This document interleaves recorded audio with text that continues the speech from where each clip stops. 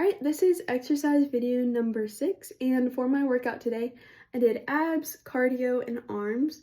And so I started out with Pilates, and then I did bicep curls, lateral raises, front raises, and face pulls. And then I ran 1 mile outside with a pace of 8 minutes and 15 seconds.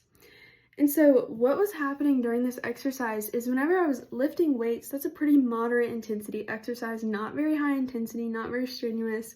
However, my breathing was elevated over resting rate for sure. And so my body was likely in oxidative phosphorylation the majority of the time, burning mostly fats. It wasn't a super strenuous exercise.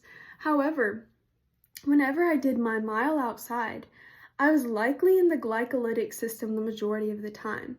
And so what happened is my body started out in the phosphagen system, and then phosphocreatine quickly depleted and then went straight into glycolysis, and then that depleted, and so I switched into oxidative phosphorylation maybe for a little bit, however quickly switched back to glycolysis, and I noticed that I felt a lot of burn in my legs and my arms, just all throughout my body. And that's how I know that my body quickly was, or mostly was in the glycolytic system, because that pyruvate was being converted into lactate and hydrogen.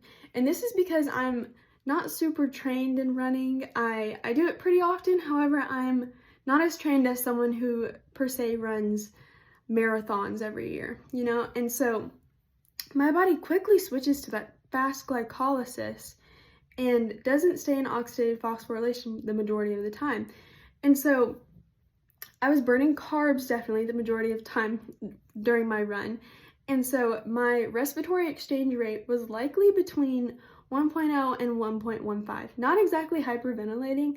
However, I was definitely breathing very heavy and definitely was letting out more carbon dioxide than I was bringing in oxygen.